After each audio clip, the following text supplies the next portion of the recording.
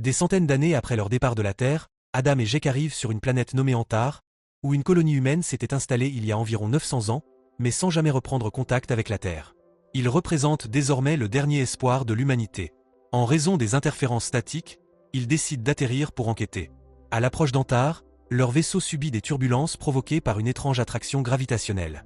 Les radiations de la planète désactivent tous les systèmes de navigation, les obligeant à piloter manuellement. Alors que l'appareil perd rapidement de l'altitude, ils activent les propulseurs pour voler près du sol. Après avoir parcouru quelques kilomètres, le vaisseau heurte des formations rocheuses, et lors de la tentative d'atterrissage, il s'écrase. Bien qu'Adam et Jek survivent, Jek est gravement blessé à l'épaule. Le vaisseau étant totalement détruit, il leur est impossible de repartir. Adam aide Jek à sortir des décombres, découvrant qu'il se trouve au milieu d'un désert sous 2 lunes. Grâce à un kit de secours, Adam soigne Jek, lui administrant une injection pour la douleur et retirant un morceau de métal de son épaule. Jek, encore sous l'effet des médicaments, affirme avoir vu un chien, mais Adam pense que ce n'est qu'une hallucination. Cependant, des aboiements soudains confirment la présence d'un chien. Adam part explorer et rencontre un garçon aux cheveux en bataille, nommé Will, accompagné d'un chien et tenant un couteau. Will affirme être poursuivi par des « têtes de serpent », mais il s'enfuit quand Adam tente de l'aider. Will court, mais il est rapidement cerné par les « têtes de serpent », qui se révèlent être des guerrières. Paniqué, Will lâche son chien et tente de se défendre, mais les guerrières le maîtrisent facilement et l'emmènent de force. Adam, qui a suivi Will, ne retrouve que son couteau. Peu après, un léger tremblement de terre secoue la région. Adam, après s'être assuré via son bracelet que Jek va bien, poursuit ses recherches. Il aperçoit un temple et y entre, découvrant un groupe de femmes chantant le nom Sumuru. À cet instant, la reine Sumuru apparaît, et la grande prêtresse Taxan annonce que le rituel de la déesse serpent doit commencer. Un immense serpent émerge d'une fosse, et après une prière collective, Will est amené en sacrifice. Une garde nommée Dove crie en reconnaissant Will, révélant qu'il est son frère. Enragée, elle attaque les guerrières qui l'entourent, maniant sa lance avec une grande habileté. En quelques instants, elle neutralise la plupart des combattantes et projette la dernière dans la fosse, où le serpent la dévore à la place de Will. Après la disparition du serpent, Taxan ordonne que les frères et sœurs soient capturés pour avoir interrompu le rituel. Mais Sumuru l'interrompt, rappelant que selon la loi, les hommes peuvent être tués par d'autres hommes, mais les femmes ne peuvent être exécutées. Puisque Dove a tué une femme en légitime défense, elle reste protégée par Sumuru, et Will obtient son pardon. Taxan proteste, mais la dispute est interrompue lorsqu'Adam reçoit un message de Jek indiquant qu'il est en sécurité. Taxan ordonne à ses soldats de capturer Adam, mais celui-ci tire en l'air pour distraire les guerriers et s'enfuit. Profitant de la diversion, Dove aide Will à fuir pendant que Taxan envoie ses troupes à la poursuite d'Adam. Peu de temps après, Adam et Will retournent sur le site du crash, mais avant de retrouver Jek, les soldats les rattrapent et ouvrent le feu. Adam demande à Will de courir vers Jek tandis qu'il riposte, déclenchant une explosion qui ralentit les soldats. Jek ramène Will vers le vaisseau, alors qu'Adam continue de combattre les guerriers, mais il est touché à la jambe par une flèche empoisonnée. Incapable de continuer à se battre, Adam se réfugie dans le vaisseau. Will lui apprend que la flèche contient du poison. Tandis que les guerriers encerclent le vaisseau et se préparent à attaquer, Sumuru arrive avec ses gardes et ordonne aux soldats de se retirer. Les guerriers rappellent qu'ils obéissent à Taxan, mais Sumuru, en tant que reine, impose son autorité. Après le départ des soldats, Sumuru entre dans le vaisseau, retire la flèche de la jambe d'Adam et lui administre un antidote qui le fait perdre connaissance. Elle ordonne ensuite à Dove et à ses gardes de capturer Adam et ses compagnons. Un peu plus tard, Adam se réveille, complètement rétabli, dans la maison de Sumuru. Jek est amené auprès de lui, visiblement en meilleure forme après avoir été soigné par les locaux. Il réalise alors que jusqu'à présent, ils n'ont croisé que des femmes, ce qui les intrigue. Il remarque également que tout le monde parle anglais, ce qui suggère qu'ils sont les descendants des premiers colons venus de la Terre. Will rejoint discrètement la conversation, et Jek explique qu'après le tremblement de terre, il a découvert que la planète subit d'importants bouleversements tectoniques. Des volcans souterrains et des coulées de magma instables, ainsi que des champs magnétiques fluctuants, sont à l'origine des dysfonctionnements de leur vaisseau. Cela signifie qu'Antar n'a plus que 2 ou 3 mois avant d'exploser. Adam scannait son propre bras et celui de Jek pour vérifier leur état de santé, mentionnant la présence d'un mystérieux virus.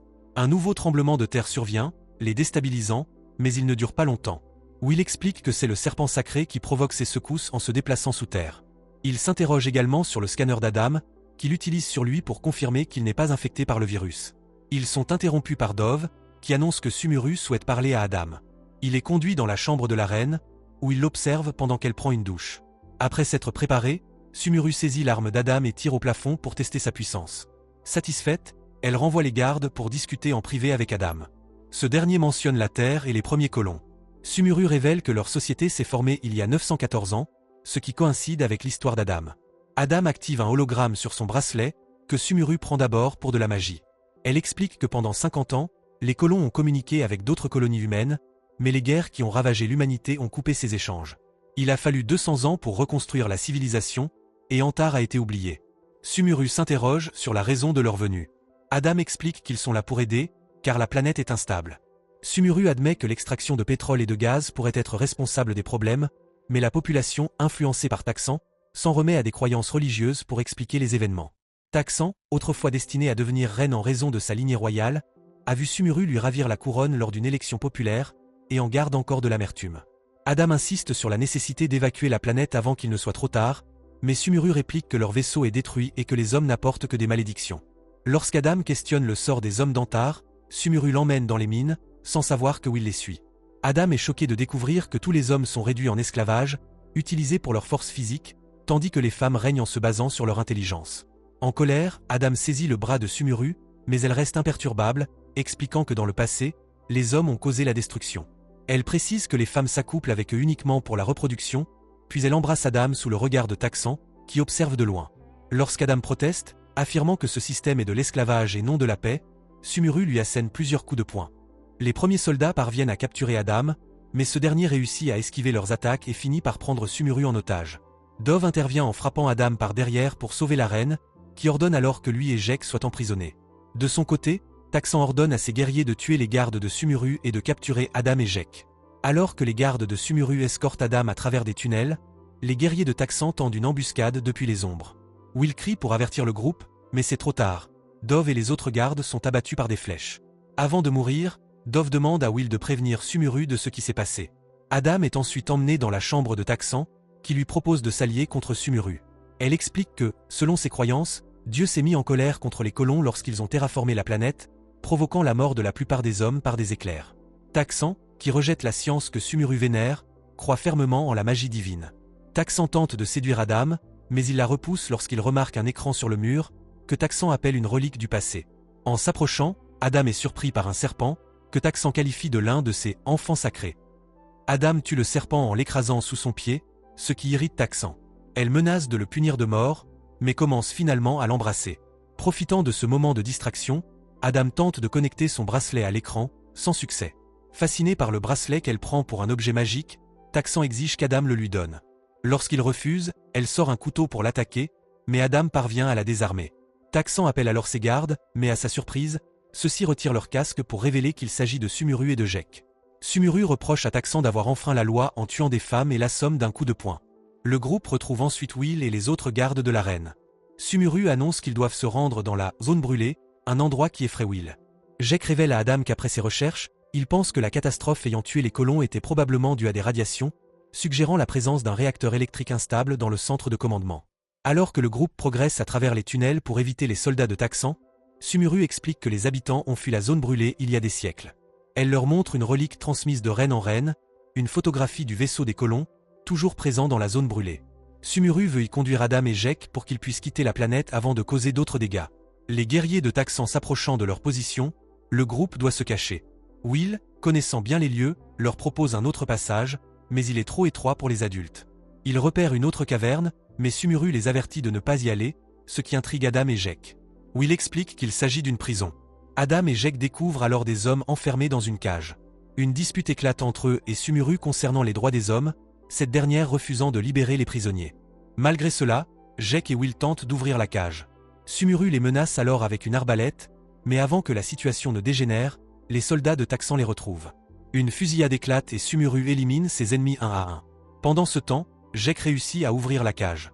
Alors que d'autres soldats arrivent, Adam convainc Sumuru de lui rendre son arme, qu'il utilise pour tirer dans le tunnel, provoquant une explosion qui tue tous les ennemis. Adam encourage ensuite les hommes à sortir de la cage. Bien qu'il hésite par crainte, Sumuru les autorise à partir, ce qui leur donne enfin le courage de s'échapper. Le groupe prend alors la sortie la plus proche et atteint la surface. Le groupe entend des guerriers approcher, et décide de fuir vers la zone brûlée. En traversant le désert, Adam questionne Sumuru sur sa décision de libérer les hommes. Elle explique que la reine assiste toujours aux naissances, et qu'elle se sent coupable que les bébés mâles n'aient qu'une minute de liberté avant d'être rejetés comme parias. Jek reste sceptique quant à ses sentiments, alors Adam lui confie que les parents de Jek ont été enlevés lorsqu'il était enfant et qu'il a été envoyé dans un camp de travail. Pendant ce temps, les guerriers de Taxan découvrent que les prisonniers se sont échappés, mais Taxan leur ordonne de les ignorer pour se concentrer sur Sumuru et son groupe. Bien que les soldats soient effrayés par la zone brûlée, ils doivent obéir aux ordres. Quelques heures plus tard, un tremblement de terre secoue la colline qu'ils escaladent, mais ils s'en sortent indemnes et continuent leur chemin. Ils découvrent alors le squelette d'un des premiers colons, et Jake confirme à l'aide d'un scanner qu'il a été tué par des radiations. À ce moment, Taxan et ses soldats apparaissent et ouvrent le feu, forçant Sumuru et son groupe à fuir. Une nouvelle secousse les fait tous tomber, et Will est enseveli sous le sable. Heureusement, les adultes le retrouvent et l'aident à se dégager.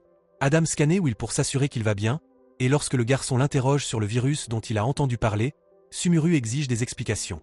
Adam, après avoir scanné Sumuru par précaution, révèle que la Terre est déjà morte.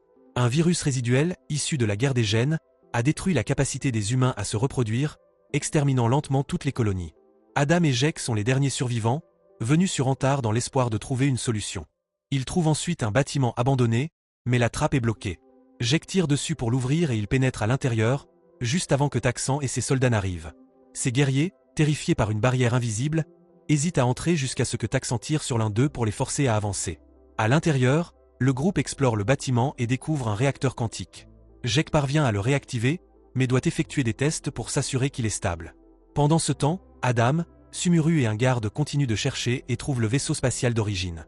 Adam active la console, mais constate qu'ils auront besoin de la puissance du réacteur pour décoller. Il demande à Sumuru de partir avec eux, expliquant que la planète est condamnée, mais elle refuse, estimant que son devoir est de rester avec son peuple. Jake termine les réparations du réacteur et informe Adam qu'il est stable. Il a également découvert dans les archives que la catastrophe qui a tué les colons n'était pas une punition divine, mais un accident dû à une défaillance structurelle du réacteur. Sumuru est bouleversé d'apprendre que l'histoire de son peuple repose sur un mensonge. Soudain, Will entend un bruit dans l'ombre, mais Jake l'ignore et active l'énergie du vaisseau. Peu après, une alarme retentit, indiquant que le réacteur est sur le point d'exploser. Le vaisseau étant chargé à 82%, Adam ordonne à Jake de l'éteindre, mais avant qu'il puisse le faire, Taxan et ses soldats arrivent et ouvrent le feu, endommageant davantage le réacteur. Jake et Will se mettent à l'abri, et Adam les avertit à travers son bracelet. Alors que Taxan s'apprête à tuer Jake, Sumuru intervient et attire son attention. Une bataille au corps à corps s'engage entre elles, endommageant la structure autour d'elle. Jake annonce que le réacteur explosera dans 5 minutes, et Adam envoie Jake et Will au vaisseau. Sumuru et Taxan continuent de se battre, leurs compétences étant égales. Quand Adam annonce l'explosion imminente, Sumuru parvient à maîtriser Taxan, la désarme et l'électrocute en la jetant contre un boîtier électrique. Cependant, alors que le groupe se prépare à partir, Taxan se relève pour attaquer de nouveau, mais Adam l'abat définitivement. Le groupe s'enfuit et monte à bord du vaisseau juste à temps. Il décolle sans encombre et retourne en ville, où les habitants les regardent avec admiration. Sumuru, troublé par le sort de son peuple, est réconforté par Adam qui l'embrasse. Les secousses s'intensifient, signe que la planète va bientôt exploser. Adam force néanmoins Jake à atterrir, expliquant que le vaisseau est assez grand pour sauver tout le monde. Sumuru annonce à son peuple qu'ils vont quitter la planète ensemble. Alors que les hommes restent méfiants, Sumuru jette son fouet et guide les habitants vers le vaisseau. Soudain, un serpent géant surgit du sol, déclenchant un autre tremblement de terre. Le serpent attaque le vaisseau, risquant de l'endommager gravement. Adam, en surveillant les caméras, ordonne à Jake d'activer un propulseur spécifique, dont les flammes effraient le serpent. Quand l'animal tente de fuir, Jake augmente la puissance, brûlant la créature. Le vaisseau quitte enfin la planète, et tout le monde s'installe pour le long voyage à venir. Peu après, un garde surprend Will avec son chien.